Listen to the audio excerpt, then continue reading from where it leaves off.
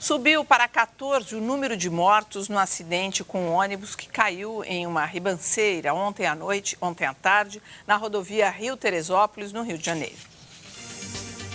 O acidente aconteceu na altura da cidade de Guapimirim. 30 pessoas estavam no coletivo. Segundo testemunhas, o motorista estava em alta velocidade quando perdeu a direção, se chocou com um carro na contramão e caiu em uma ribanceira. A Polícia Civil Carioca investiga as causas do acidente. 12 horas depois, técnicos ainda trabalhavam para retirar o ônibus da ribanceira. A operação envolveu cerca de 40 pessoas. A polícia investiga a morte de um casal que caiu do 21º andar de um prédio na Avenida Rio Branco, no centro do Rio de Janeiro. De acordo com a perícia, há sinais de luta e marcas de sangue no escritório, onde a advogada Adriana Ribeiro Pontes e o namorado dela, Fernando Amâncio da Silva, estavam antes da queda.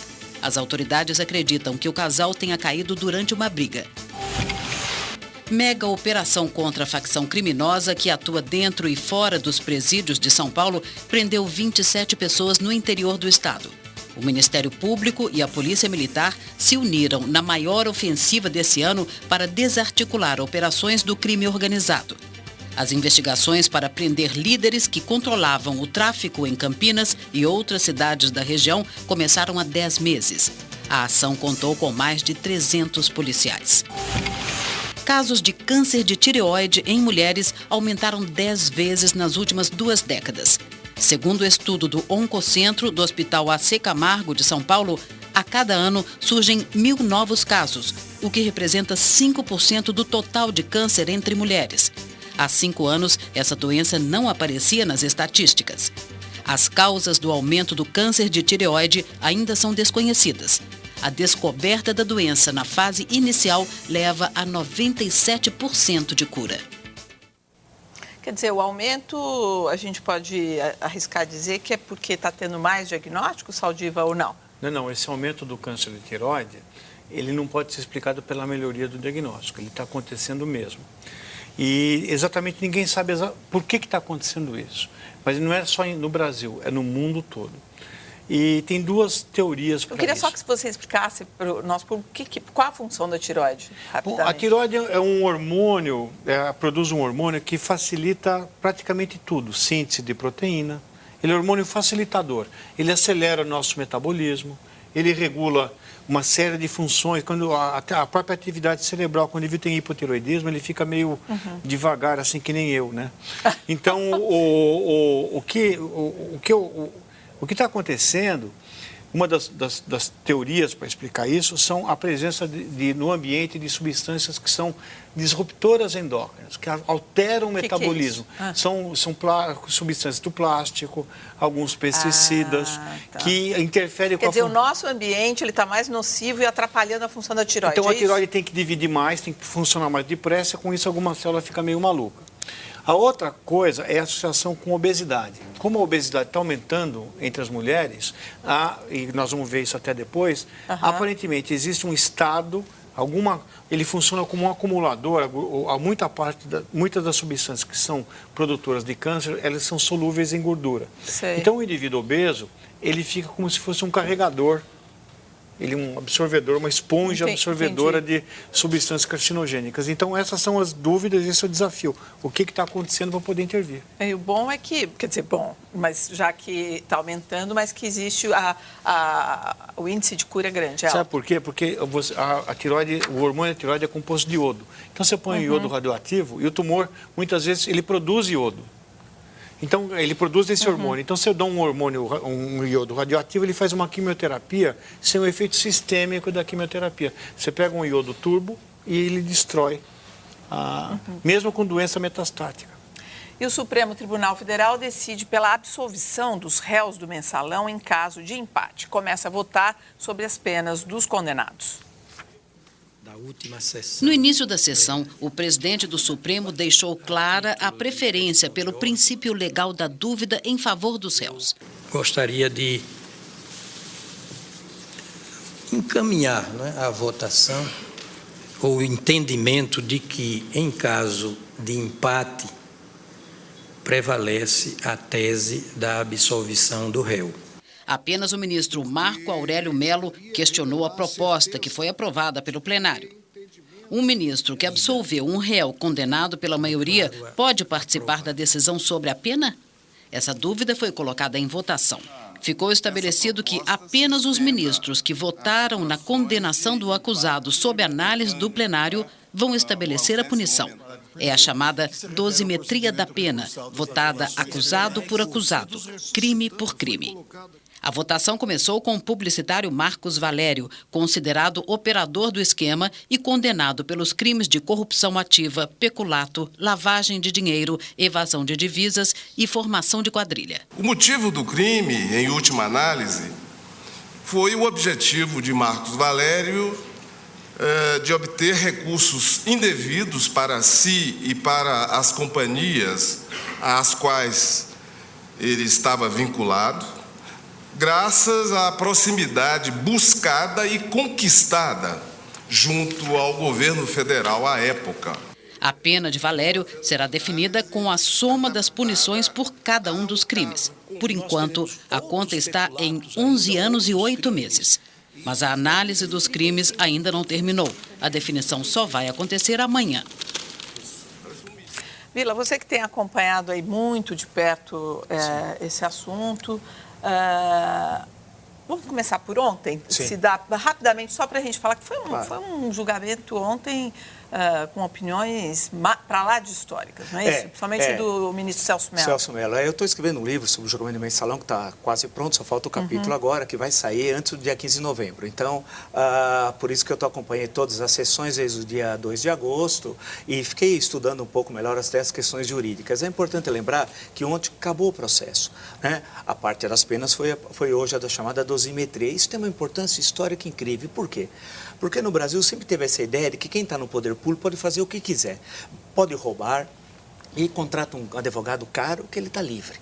Então, sempre esse advogado caro é aquele que tem boas relações no tribunal onde ele vai ser julgado, aquele político, e acaba livrando o político. E fica elas por elas. Ou você tem um banco, frauda, faz gestão fraudulenta, contrata também um bom advogado e está livre. Não foi o que ocorreu. Ao contrário do que diziam no início do julgamento. Ou seja, foi um julgamento transparente, foi o mais importante julgamento da história do STF. Passou pela televisão, todo mundo assistiu, teve amplo direito de defesa, portanto, falo em tribunal de exceção. É um verdadeiro absurdo. Fala em ato institucional número 5, quando nós vivemos um regime de amplas liberdades. Se fosse a I5, a Dilma seria o Costa e Silva, e não é, né? Nós vivemos sob a Constituição de 88. Portanto, foi um julgamento absolutamente transparente, no qual 25 foram condenados, outros foram absolvidos. Tal. E foi importante porque ele dividiu, e o ministro Joaquim Barbosa vai entrar na história do Brasil, né? Porque a forma como ele fatiou o julgamento e terminou ontem era um mosaico, que você começava falando primeiro do núcleo publicitário, núcleo financeiro, e terminava no núcleo político, quando foi sobre a formação de quadrilha. E o que aconteceu ontem? Claro, você foi descendo até chegar no Partido dos Trabalhadores, ou seja, no tesoureiro, Delúbio Soares, foi condenado por 10-0. 10-0 por dizer, corrupção ativa, 9 vezes, e por formação de quadrilha, 10-0. O Genuíno foi condenado por 9-1, inclusive pelo advogado do Partido dos Trabalhadores, Dias Toffoli, no momento que ele era presidente. E o José Dirceu, por corrupção ativa, de 8-2. No caso da corrupção ativa, 9 vezes também. E por formação de quadrilha. Isso é muito importante. Pode parecer que formação de quadrilha é uma expressão. A pena é menor, é de 1-3. Corrupção ativa. Foi o Celso Mello que relacionou com o PCC, não foi isso? O Celso Mello, eu vou ler só uma frasezinha, bem rápida. Que a gente tem mais ainda mensalão aqui, hein? Eu vou só dizer o seguinte: num trechinho do voto dele, ele diz o seguinte sobre o mensalão, que é um grave atentado ao sistema democrático brasileiro. Diz ele, abre aspas, é um dos episódios mais vergonhosos da história política do nosso país. Os elementos probatórios que estão no processo expõem aos olhos um grupo de delinquentes, e são delinquentes, que degradou a atividade política. Não se está a incriminar a atividade política, isso é importante, mas a punir aqueles que não se mostraram capazes de exercer com honestidade e interesse público. Isso é vital. Ou seja, essas definições duras são porque você teve corrupção ativa, desvio, peculato, desvio de dinheiro público, e está tudo comprovado em 51 mil páginas e mais de 200 volumes do processo. Portanto, foi um momento histórico que eu digo, disse aqui há 2 semanas atrás, é a refundação da República. Nós temos de colocar outra vez como os pilares da República a ética e a moralidade, e acabar essa história de contratar o advogado que é sócio indireto do corrupto, porque ele recebe honorários fabulosos de dinheiro desviado público, e isso foi dito, inclusive, nas sentenças, nos votos que os ministros apresentaram. Momento histórico. Só lembrando, não devemos gente, esquecer disso. que a TV Cultura começa hoje uma série de 4 programas especiais sobre esse julgamento do Mensalão. Vai até sexta, você pode acompanhar logo depois do nosso jornal aqui diversas opiniões sobre esse julgamento histórico, que a gente pode dizer assim, que entra em sua fase final, não é isso? Hoje o convidado é o juiz e professor da PUC de São Paulo, Guilherme de Souza Nutti, que é autor do livro Individualização da Pena. As entrevistas foram dadas a Mônica Teixeira, eu quero dizer. Além de Marcos Valério, o julgamento do Mensalão termina com mais 24 condenações entre 37 réus. Também foram condenados Cristiano Paz e Ramon Rolembar, ex-sócios de Marcos Valério, Rogério Tolentino, ex-advogado de Valério, e Simone Vasconcelos, ex-gerente das agências de publicidade. No núcleo político, foram considerados culpados o ex-ministro-chefe da Casa Civil, José Dirceu, o ex-presidente do PT, José Genuíno, o ex-tesoureiro do partido, Delúbio Soares, além do ex-presidente da Câmara dos Deputados, João Paulo Cunha. Dos partidos da base aliada foram condenados o presidente do PTB, Roberto Jefferson, o ex-tesoureiro do partido, Emerson Palmieri, o ex-presidente do PL, Valdemar Costa Neto, o ex-assessor do partido, Jacinto Lamas, o ex-deputado Pedro Correia, do PP, o ex-assessor do partido, João Cláudio Genu, os ex-deputados José Borba, do PMDB, e Romeu Queiroz, do PTB, além do Bispo Rodrigues, do PL. Os ex-sócios da corretora Bônus Banval, Enivaldo Quadrado e Breno Fischber, também foram condenados, assim como o deputado federal Pedro Henry, do PP. Condenação para Henrique Pisolato, ex-diretor do Banco do Brasil, e para o núcleo financeiro, formado por Cátia Rabelo, ex-presidente do Banco Rural, José Roberto Salgado, ex-vice-presidente do banco, e Vinícius Samarani, atual vice-presidente da instituição. Foram absolvidos Luiz Guxiquem, ex-ministro da Secretaria de Comunicação Social, a ex-diretora do Banco Rural, Ayana Tenório, a ex-funcionária de Marcos Valério, Geisa Dias, o ex-assessor do PL, Antônio Lamas, o ex-ministro dos Transportes, Anderson Adalto, a assessora do PT, Anita Leocádia, o ex-líder do governo na Câmara, professor Luizinho, o ex-chefe de gabinete de Anderson Adalto, José Luiz Alves, os ex-deputados federais João Magno e Paulo Rocha e os publicitários Duda Mendonça e Zilmar Fernandes. Vila. Rapidamente, é interessante destacar que começou hoje a parte do Marcos Valério, ele já está com 11 anos, mas tem duas questões importantes que foram já lembradas na sessão de hoje. Que é a pena, não só a detenção, como a multa. Então, a multa do Marcos Valério, até o momento, já passou de 1 milhão. Ou seja, vai ter que pagar essa multa ao Estado. E foi também destacada a questão da reparação. Porque sempre se fala, e muitas pessoas disseram para mim, falaram assim, mas espera, e o dinheiro desviado? Como é que fica? Que é dúvida absolutamente correta. Então, vai ter reparação. Só do Banco do Brasil significa entrar até possivelmente nos bens desses... Nos bens. Só do Banco do Brasil foram 73 milhões. Qualquer pequeno acionista do Banco do Brasil, por exemplo, pode entrar na justiça e exigir essa devolução desse dinheiro. Foram 73 milhões desviados. Segundo hoje disse o presidente Aires Brito, somando tudo dava mais de 150 milhões. Nossa. O Marcos Valério diz que é o triplo disso daí, porque é só uma parte que apareceu.